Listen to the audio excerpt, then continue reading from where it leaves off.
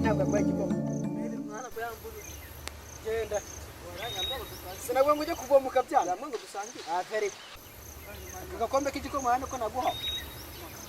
Ishundi urabizi ntabwo ngo ubyuka mu gitondo ujya kuvoma amera guha igikoma urabyanga. Naguha ariko manto. Ishundi ko yongoshe fiye mukarwana akakuraza sinakuzaniye ibiryo. Ngo ku gikoma cyane jewe. Je mu gitondo nakubwiye urumva ngo tubyuka tujye kuvoma urumva.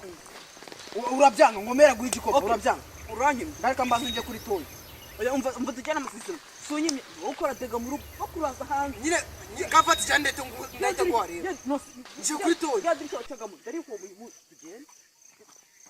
Simana ugiye kuri toyi. Ujyanye n'igikoma.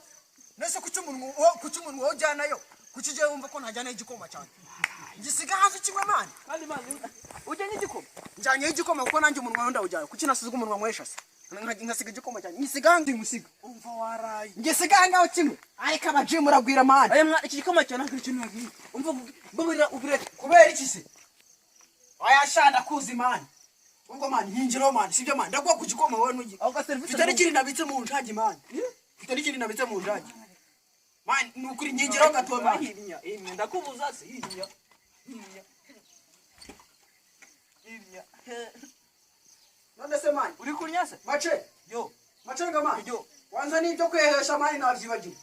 Kambi kuzanye. Ifatiranye. Nishaki umuhondo gono urakica. Ubuzima ndaburambiwe. Umva n'umwanya nziyabura. Muri abo n'umwanya uzagibite. Umva mace. Maka. Ubuzima ndaburambiwe. Ngabona umwanya uziyabura. Nitubona umwanya tuziyabure mani. Oya uziyabure wenyine ndi wabona umwanya. Wapi nukuri? Ngamereza ibyo kwehesha mani. Ariko igikoma sanze wakimaze umuntu ahita gutama. Mani ntabwo nyimana. Sinavuga ko mu njagi nashyizemo ikindi se. Nashyizemo ikindi mu njagi. Waraye mani je mace.